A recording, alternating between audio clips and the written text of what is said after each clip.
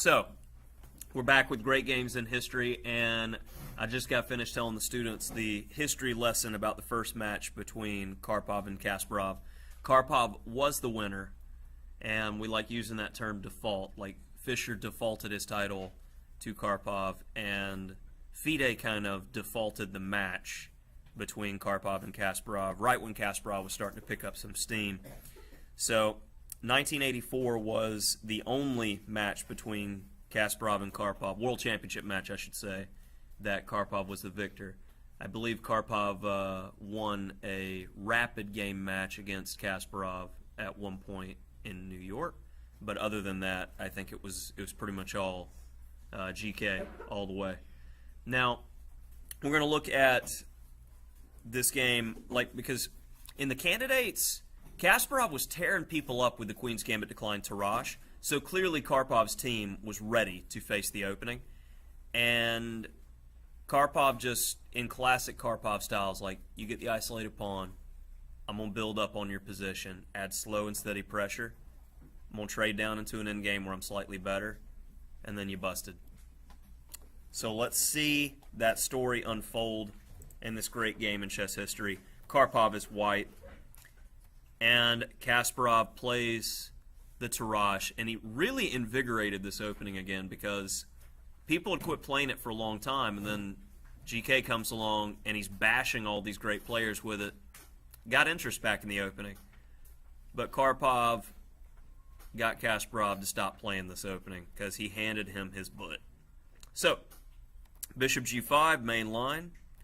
There we see the isolated pawn, and it's isolated because it has no brother pawn to protect it. And typically in these types of structures, the plan that you're playing for, if you're white, you want, and follow me here, imagine the position to where we are ridding ourselves on both sides of all four minor pieces. Everything else is there. King, rooks, queens. Now, imagine the position further where I get what's called Alekhine's gun. I get the gun going. I'm going to put a rook where this knight is. I'm going to put my queen there and another rook there. Now, the only way black's going to be able to defend that pawn is to do the same thing. Now, compare the two guns. White's gun is attacking something. Black's gun is only defending something. And this one pawn with the push-up, I know, lots of arrows, is going to break his back, and you're going to win a pawn. Everybody follow that? That's generally the plan. So you don't want to make trades like, say, for instance, if my knight takes here, it's going to allow that pawn to take back, and then he doesn't have that weakness, and that plan is irrelevant. So one of the plans in the position is to just equally trade minor pieces without changing the pawn structure.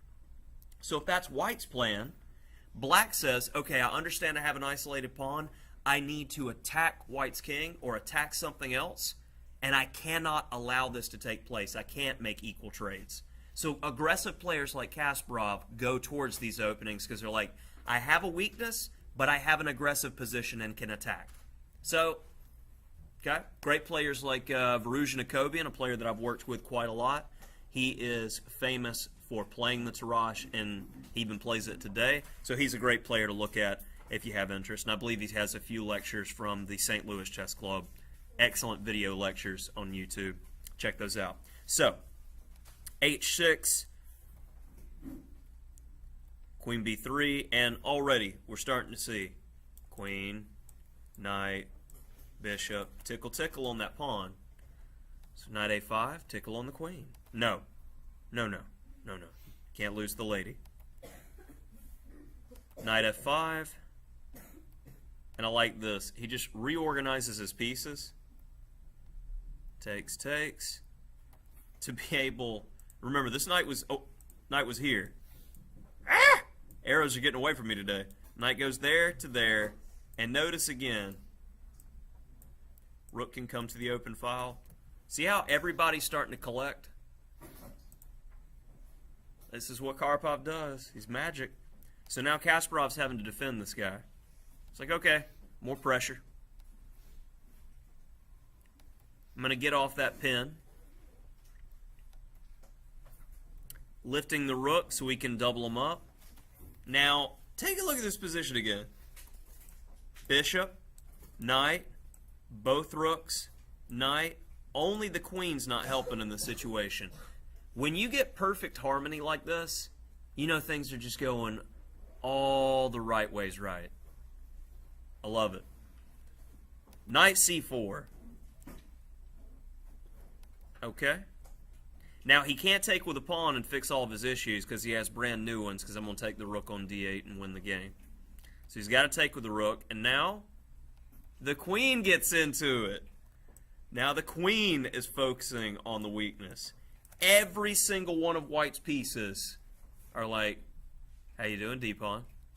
You ready to come to our side of the board? Like, off of it? Because we're going to get you. Rook c5. Attacks a queen, defends his pawn with tempo. Queen b6. And all black can really do is shuffle because he can't remove his pieces from defending that d-pawn. White, on the other hand, he can shuffle too, and he's going to keep adding pressure.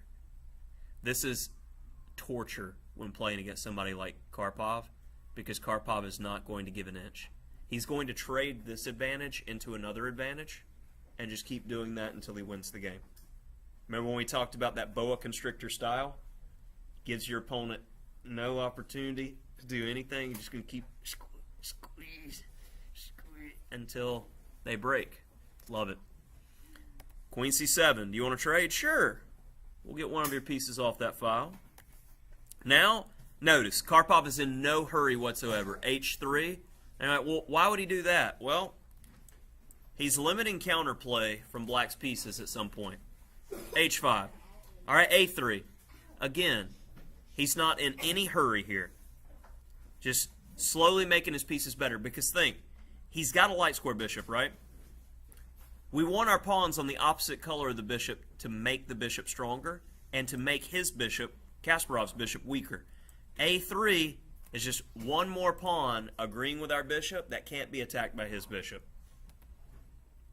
Notice how Kasparov's having to put pawns on the same color as his bishop, making his bishop worse and Karpov's bishop stronger. Interesting. Karpov's still doing the right stuff. King h2. And see, he's not in a hurry. It's also great. Like, great endgame authors talk about, like, Silman in his complete endgame course has a chapter called Cat and Mouse. Now, this is a perfect example of cat and mouse. When you are the cat, and you know how cats do? They'll catch a mouse, they'll knock it around a good bit, and the mouse will play dead for a while, and the cat knows it's playing, so it'll let the mouse run, and they'll stop it again, and then knock it around more. Cats are vicious creatures. This is how they do it. They like to play with their food. Don't play with your food. So, if the rule with cat and mouse is, if I can do it in 10 moves, or do it in 1 move, I want to do it in 10 moves because it gives my opponent more opportunities to go wrong, and I can win faster. It's kind of counterintuitive, but we're understanding the principle, son? Okay? Rook c5. So he takes. Rook d4, and Karpov's happy to just trade. Because notice how every single one of the pawns, except for this guy, is agreeing with white's bishop and disagreeing with black's bishop. That bishop is dominant. This is like typical Karpov. Knight a2. Notice how the knight's organizing. Tickle, tickle. Yeah. King d6.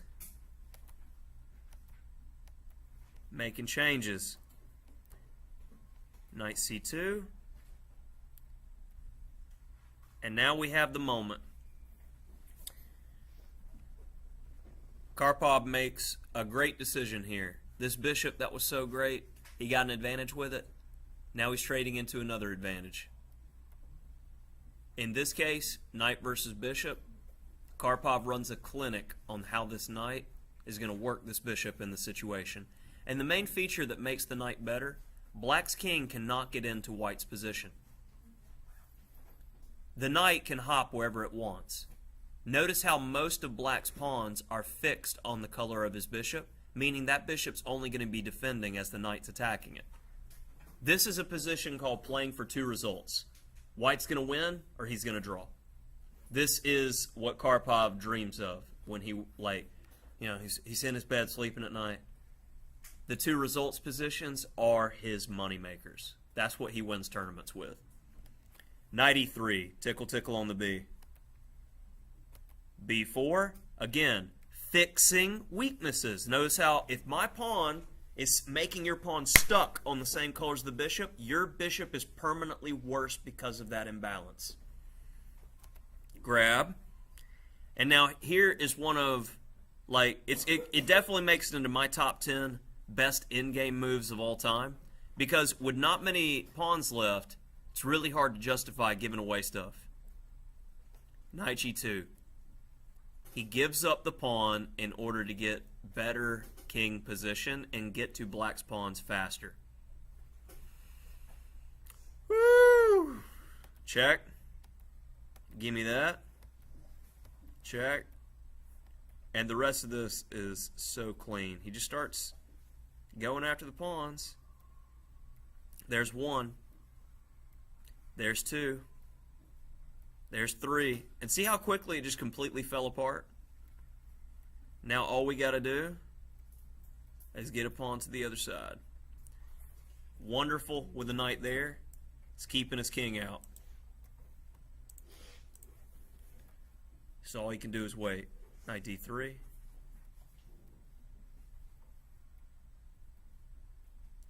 And he's just angling with the knight. Again, not in a hurry. And once we get this check, give me that.